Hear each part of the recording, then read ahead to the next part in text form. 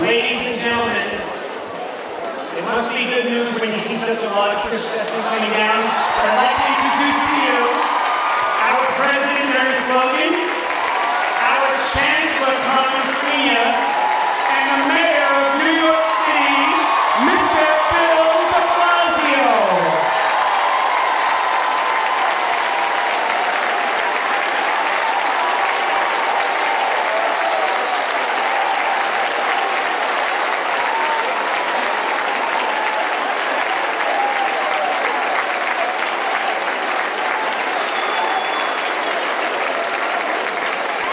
Ladies and gentlemen,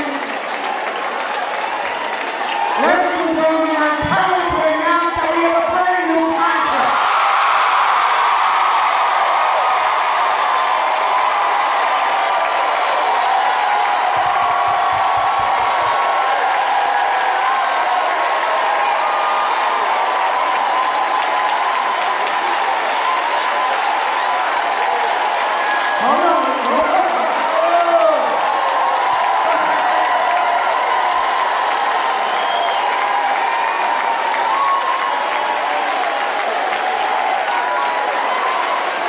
I'm proud to introduce the 109th Mayor of the City of New York, Blasio.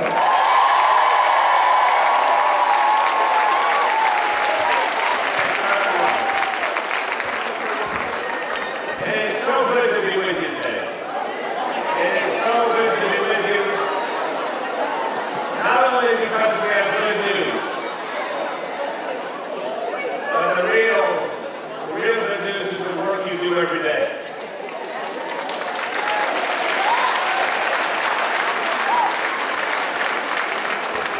The real good news is the lives that you shape and change for the better. This profession you have chosen,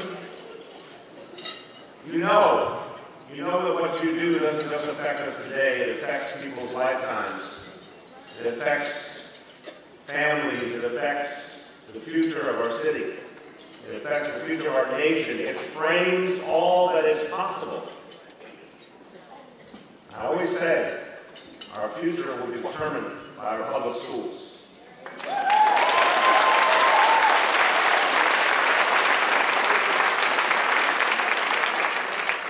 You are the captains of those ships. You are the people who lead. Those schools that will have so much to say about whether this society is all that it should be. Your work will make it possible. So I want to talk about how we move forward. But it's always important to stop and remember how much work it took to get to this moment.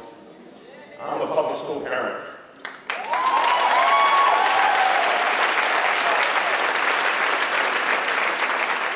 I think about the principals and the assistant principals and all the people along the way who gave so much to Dante and Chiara and their classmates, and I can see it. I can remember it all like it was yesterday. I know how hard your job is, because I've been sent to the office. Let me clarify. Let me clarify that. Only to discuss positive matters. But I've been in the office, and I see from so many principals, assistant principals, administrators of all kinds, I see the endless complexity of this work. And I've also seen those moments when all the pieces came together. You know what I'm talking about, when you worked and you worked and you worked and it all clicked. You saw your school moving ahead. You saw the impact it was having on families. So I've got a lot to say now. I'll keep it brief, but I want to start with the most important thing I will say to you today. Thank you. Thank you for what you do.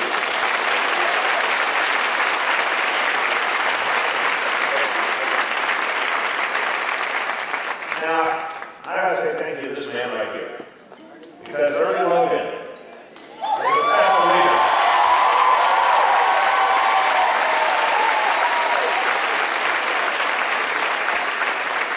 I had experience over years and years of sitting in Ernie's office, trying to think about some really tough issues.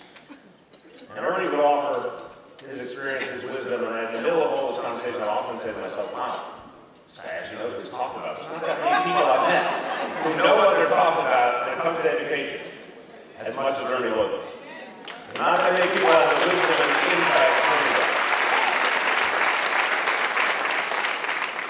And Ernie, throughout all those years, he was tough, he had a critical eye, but you always saw an inherent optimism in what could be and how we could get there, especially if there was an atmosphere of partnership.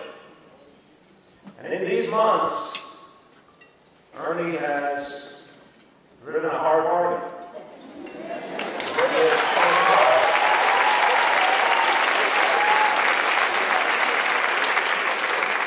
And it took a while, and remember, brothers and sisters, Rome wasn't built in a day. But he drove a hard bargain, and there was always at the same time a spirit of partnership and a belief we would get there together, and a belief that when we got there together, it would open a door to so much more that we could achieve for the children and families of this city. So, there is a saying that this union likes to use: great schools begin with great leaders.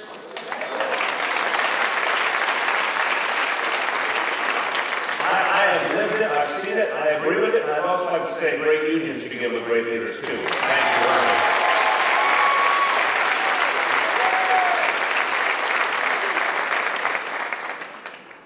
I want to thank everyone who has supported us throughout this process. First of all, there have been so many colleagues in government who have helped us as we move our schools forward. A lot of people we've turned to on so many levels, and they've said, we can do this and we want to be a part of it. I want to thank the elected officials right here. I want to thank Controller Tom DiNapoli, Public Advocate Tish James, Borough President Gail Burrow,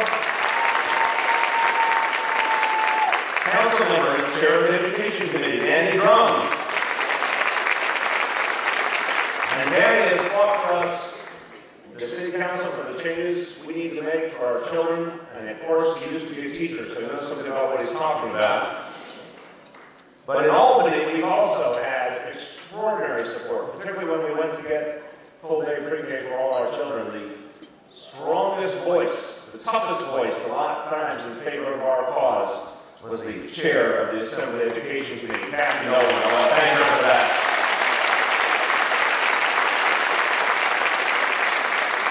I want to thank all the elected officials who I have not named who are here. I want to thank all the labor leaders who are here. Special thank you to the President of the Central Labor Council, Vinny Alvarez, for all the work we've done together. One more point before I share a little news.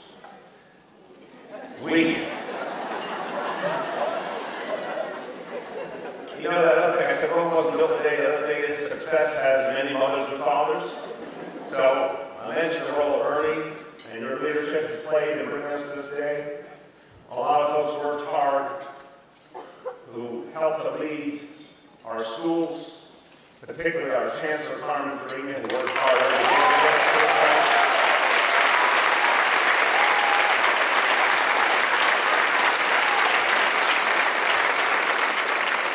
I know you weren't used to having a chancellor who was an actual educator.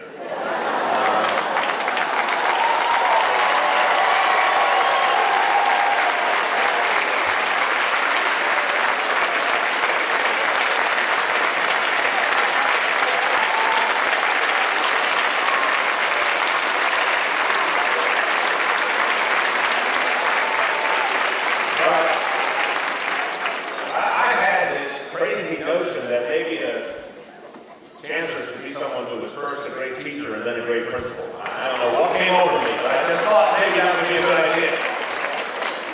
And it has proven to be a fantastic idea. And I see the respect that people all throughout our school system have for Carmen because she has walked the walk. And I want to say, Carmen, I know when you were hired, you came up with that great new phrase that now people all over the country are using. You said, 70 is the new 40.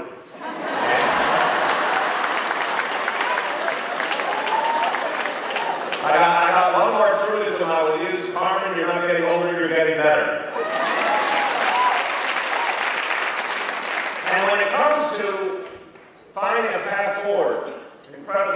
complicated issues in any labor negotiation, incredibly complicated budget issues. It takes great minds, agile minds, creative, progressive minds to get to the kind of understanding we need, and we had that in our Labor Relations Commissioner Bob Lynn and our Budget Director Dean Fluhan. They don't get enough credit, but let's give them credit right now. They're somewhere in this hall.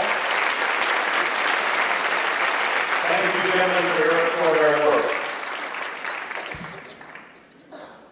Last night, the City of New York reached a tentative agreement with the CSA on a contract.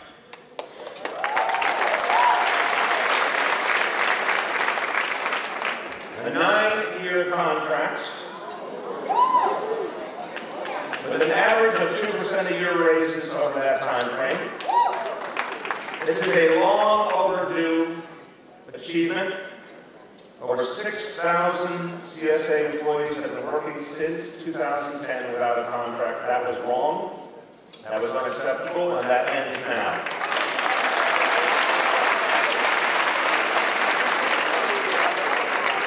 It is a good contract, it is a fair contract, it will make sure that every CSA employee gets the same benefits as other employees who have signed the previous contract under the pattern. No one wants a contract, I can tell. It means, given the hard work you do, you will get fair pay, you will get what you deserve in the work you're doing, and at the same time, we will protect the city's long-term fiscal health. That is the balance we all believe in, and we have achieved it with this contract. And may I add, this includes CSA members promoted to supervisory position 2009.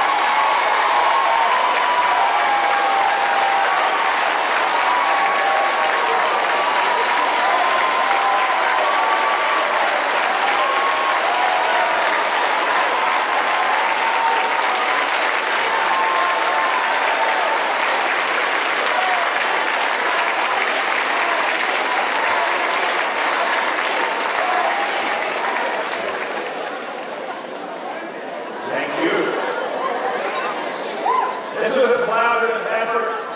This was a give and take effort. This was an example of putting all the ideas and needs on the table and finding a way together.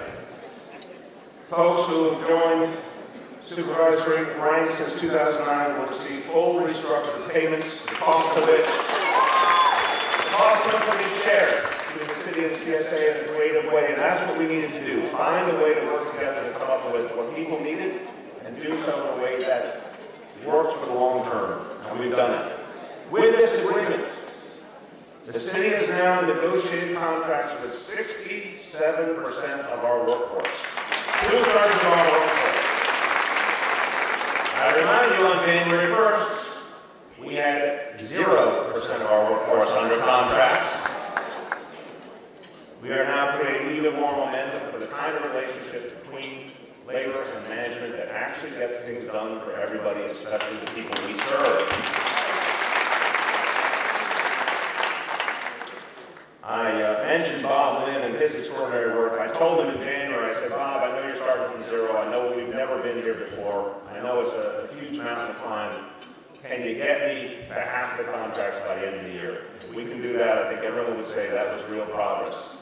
Bob said, yeah, I'm going to find a way. I'll get you to 50%. Well, he's got us now to 67%. That's something great for this city. And CSA, because of the work you all do, you understand the changes we have to make in our schools to make them better for our children. You have been the forefront of that. And when we had these discussions over these months, that mutual desire to take our schools forward pervaded the room. And when you look at this contract, you're going to see real, substantial reform. Reform in the actual meaningful sense, not the way some individuals use it. Reform that means the people who do the work, working together with the leadership of the school system, in the interest of the children. That's the reform I believe in, a respect for the people who do the work and a willingness to keep experimenting and finding new and better ways. And so you'll see in this contract the ambassador program.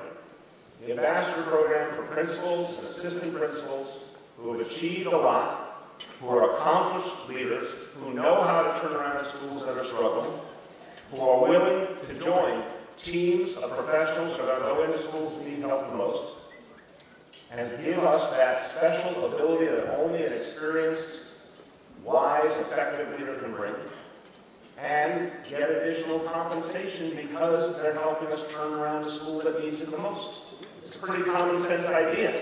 You're going to find it in this contract.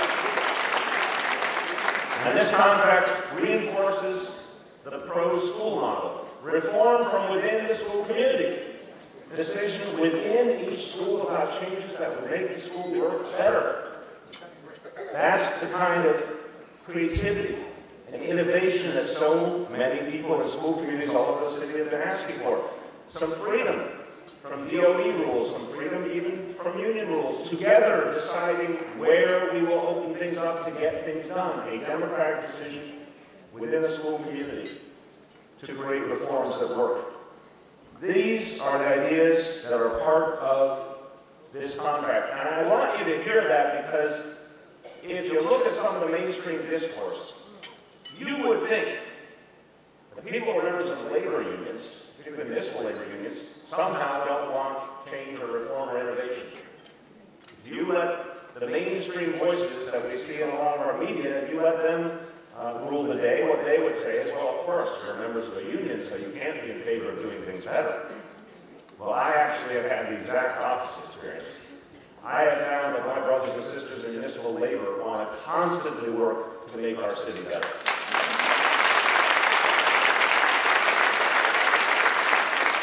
A lot of the best innovations, a lot of the greatest desire for reform has come from members of our municipal labor unions and leaders of our municipal labor unions who say, look, here's something we could try, here's something that could work, here's something that could take us forward. There's a pride in the work. Again, what a lot of the public discourse doesn't acknowledge, what it fails to recognize is people who do this work. If ever there was a labor of love, it's the work you do. It takes that desire, that commitment to do this work. And you want to succeed, and you want your children to succeed, and that is how you wake up each morning with that desire. This contract is as good as you in that it opens the door for progress and reform determined by all of the stakeholders. It shows that when you respect the people who do the work, that is the actual gateway to change.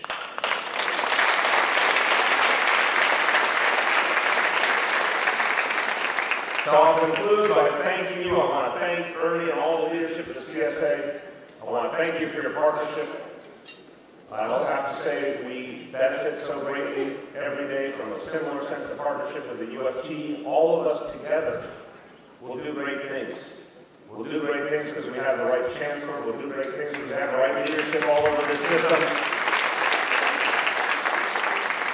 And today is another step forward to giving the children of this city the education they deserve, the best education that we can achieve for them using all of our hearts, all of our minds, all of our tools. We're going to reach our children. We're going to reach them, we're going to serve them, and that will create a better city for all. Thank you, and God bless you all.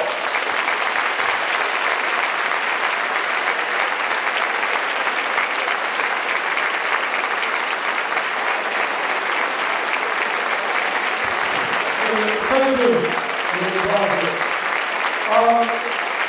I know that I took a little while coming down, but all the English guys, and this is real. What's going to be next? I'll talk to you a little bit about that.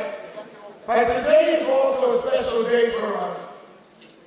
Today we honor a long-standing unionist, CSA member, UFT member, who I call the sage. I could not be as effective as I am if you don't have people that you can call on to give you true advice. And those of you know that many years ago I created an award called the Peter O'Brien Award to recognize people who were instrumental in making this union strong and keeping it strong. Today, I'm so happy that Bill de Blasio was here because today we honor Bill Pinkham. Now let me just, come on, Bill.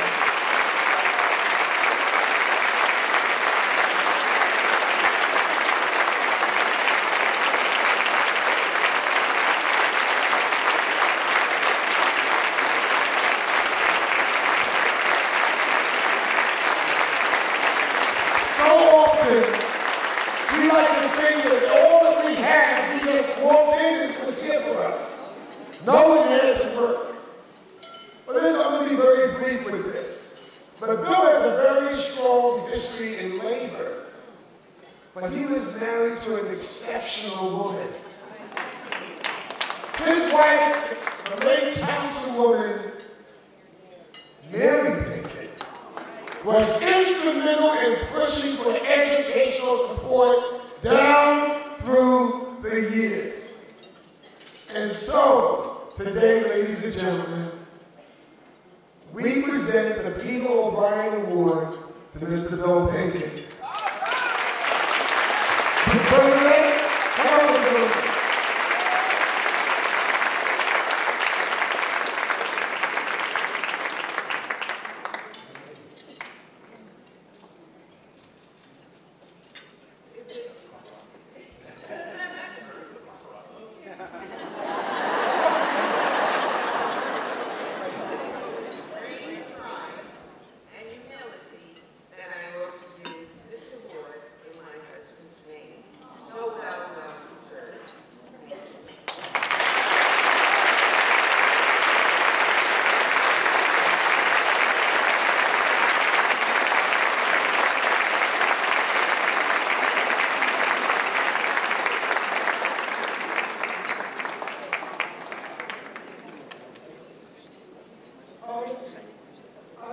Let me ask the Chancellor to come and say a few words. I know we're running late.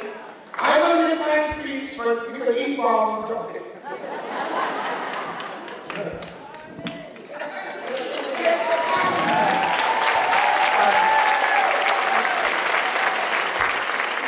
First of all, since my age is known everywhere, let me use it for a good purpose, is that I have a sense of urgency around the work. I don't have 20 years to get this done. I want to get it done now. I actually want to get it done yesterday. People who know me, they say, what's the deadline? I said, you've already passed it. But the reality is that this is an unbelievably happy day for me, because I think we have something very unique happening in New York City. We have a mayor who's put education first, but understanding that when education comes first, it also happens in the classroom. This is not about structures, it's about a lot of it, it's about the classroom. It's about what is necessary for teachers to do their job, principals to get their job done. The other thing is it's about creating other partnerships. When I have Ernie and Mark standing at my side, and Michael behind me, or in front of me, depending on his mood, I know that we're going to spend our energy on doing what's right for the kids. We're not fighting each other. We will have disagreements. That is the nature of the game. But the amount of conversations that we have around substantial issues, because we all want to build a legacy that says we left the city and our schools in particular better than when we found them. And this is something we're all committed to. So this is what we stand for. And having been a principal, I also know that principals build communities. This is not about what you're doing in the classroom. It's about what you're doing in the classroom, how you walk your neighborhood, how you treat your parents, how you get your CBOs involved, how you make sure your local police precinct comes and helps when it's needed. This is about a collaborative community effort, and it can't happen if we don't bring dignity and respect to the people who do the work every day. So thank you very, very much. And we're going to get this done.